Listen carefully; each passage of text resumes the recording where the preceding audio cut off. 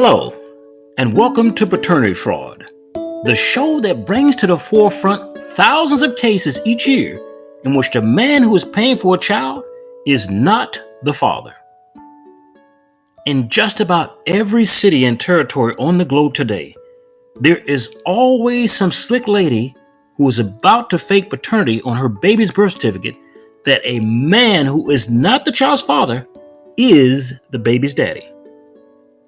Most assuredly, there can be no other devious, underhanded move to forge a lifelong connection based upon a lie than this one. Targeted by these women are unsuspecting guys who answer the call by stepping up to the plate and becoming the good father in a very bad situation. But why do these women engage in such treachery as to create a life by having fun and then blame some other men for doing so?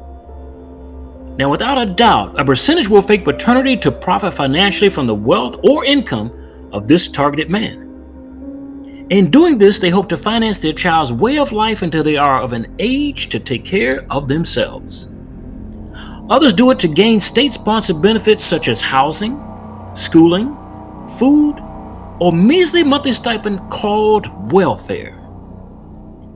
Some will even engage in this exercise because they wanted to have a baby since they were a baby, and they knew that this man would not participate in becoming a father. So they pretended that they either had protection or were incapable of getting pregnant. Now, defenders of this devious behavior in society, as well as child enforcement services, pretend that the mother needs help in order to raise a child. But this is a manufactured problem in that the child did not exist the day before, nor are we lacking in the science of how children are created. So having a baby without someone using protection is not a big enough mulligan to gain sympathy for sticking a man in financial debt for 1/3 of his life with 1/3 of his income. There can be no joy in helping someone with 1/3 of your salary for 18 years who is purposely lying to you, their child, and themselves. We'll be back in a minute with tonight's true false paternity case. You're watching MNN, the Men's Channel.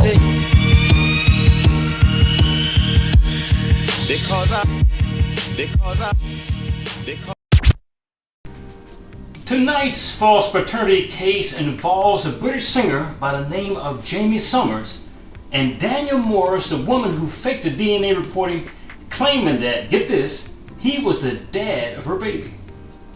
Now, by the time Mr. Summers would find out the awful truth about the mother's lies, he would have lost approximately $9,000 in monthly child support fees, just like the States. And this was the UK. Mr. Summers says in his own words, "What I've been through is nothing short of hell." He goes on to say at no stage did we have a relationship between him and the woman. We just had a few encounters, and I've been told it was her mission to win me around into a scenario that would benefit her story. Now, we find the same way in the States. Now, court papers revealed that Daniel Morris pretended that he was the dad of her baby by fraudulently writing his name on Darcy Lily Morris, the little girl's birth certificate, at the Liverpool Registry Office 2 years prior, which is the exact same thing that happens in the States. Just right in at the bottom line, this was the father. Now, the story prior to her daughter's birth already began in murky waters. Daniel Morris from Seaforth in the UK initially told Jamie Summers in May of 2014 that he was not the father, but later changed her story.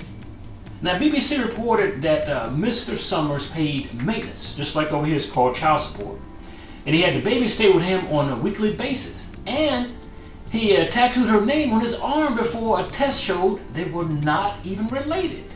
Now, this is love gone sour. The Daily Mail also reported that Jamie Summers would not discover the truth about the child's paternity for 9 months because Daniel even faked the DNA results in a bid to convince Summers that he was the father. Wow. And it's either always about money or support. Now, the missus would maintain this lie all the way up to the actual court date, which the judge in her matter. And I got to admit that Mr. Summers is a lucky man, because if the case had been tried in the States instead of the United Kingdom, it would never have made it to the court system. Never. You're assumed to be the father. Now, our judicial system mandates that if you have been paying child support for that amount of time, you are considered a father by default. In layman's terms, you just got busted for the other man who busted her. Sad, but true. Now, the United Kingdom judge who presided over the case in court was a man by the name of Robert Trevor Jones. And he admonished the mother that the distress that she had caused Mr. Summers was incalculable. It's just way too much. Now, he added in his statement that you knew what the true facts were, and you maintained this deceit for 8 or 9 months, playing with people's emotions. Now, as a woman, that should be the last thing she want to do. Now, he was a singer, so the singer and falsified DNA mother to be met in November of 2013 and would not hear from each other again until May the next year, when the mother sent a text message, and if you're a guy, this is how you receive it. So at that time, Morris revealed she was pregnant, but said Mr. Summers was not the father of the unborn baby. So initially she said he was not the father of the unborn baby. Now, despite all this, Mr. Summers offered to pay for a paternity test. Now, Morris declined, and baby Darcy was born on August 17th. Now, I wonder why she turned down a paternity test. Now, she probably knew that in her country, just like this one, all you have to do is name the guy without a paternity test, and he must pay. This, as a system, has got to stop. But this system was not designed by women. This system was designed by men against men. Now, a year later after that contact, Morris would contact Mr. Summers on Facebook and claim there were 2 candidates now as to who the baby's father was, and it was not the other man. Now, she was implying it was Mr. Summers himself. Now, at the time, Mr. Summers gave Miss Morris the money for a DNA test, and she said she would give his saliva swab to the testing company. But then he never heard back from her. Now, this chick is developing a story. Now, when he pressed her on further about the case, she pretended to ring the doctor on the phone and then said the courier had lost a sample, so he had to provide another swab. See, the story just goes bigger and bigger. A lie grows bigger and bigger. Now, Mr. Sutton said she would eventually get in touch, and he was the father. Now, news. Now, Mr. Summers was very happy to hear, and he paid child maintenance fees of $1,300 monthly. Now, she would even schedule baby Darcy to stay at a couple of nights a week with him at his home, and his grandparents and parents were there. Now, Mr. Summers even purchased baby items so he could have a separate room for the daughter when she came to visit.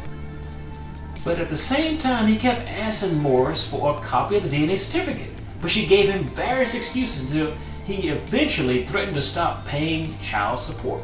Now, that's when you want to get this chick active, when you say, I'm going to cut off your money. Now, she would finally hand over a copy of the DNA results in December 2015 from Alpha Biolabs, which stated that there was a 99.9% chance that he was not the father.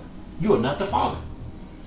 Now, Mr. Summers said he loved and adored Darcy, who he was no longer sees a child. Mr. Summers would have Darcy christened at the church and asked people not to provide gifts but to donate money to Alder Hay Children's Hospital.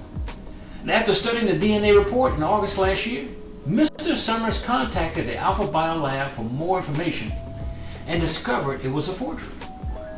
Now, if this was allowed in this country, a lot of people would not be paying child support tomorrow.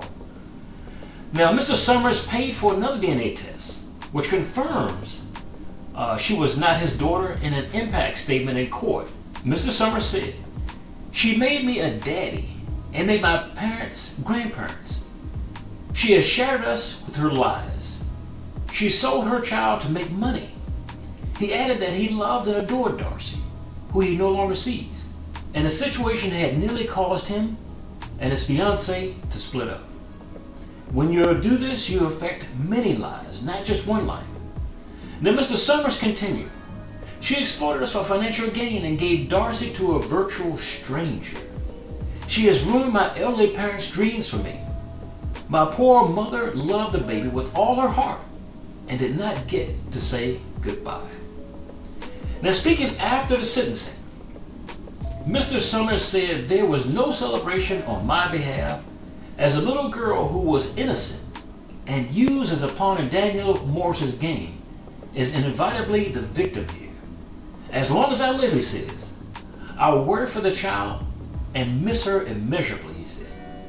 Now, there is a greater percentage, even on the men's channel, that about half of the audience is female. And if you side with this woman in this case, even yourself, you know this wrong. We have several cases on this channel to include stories where there's abuse in the case of women abusing men. This is similar to women pretending that the guy was the father. Now, a lot of times I get the question, what if he's at fault? Now, in America, if you live in a home where you're a little girl and you grow up with your parents, and you think abuse is one way, or you think lies is one way, were you not the same little girl that watched your mother slap your father in the face? So as an adult, you can't really say that all men are abusers. If you are a female, you have girlfriends, or you might know a grown woman who actually lied to a guy that he was a father, knowing he was not, or you might have done it yourself. So the reason that society does not change, and the reason that we keep going on with cases just like this one, is we just can't tell the truth to ourselves. For MNN, this is Charles Rivers. Join us next time for Paternity Fraud. Thank you.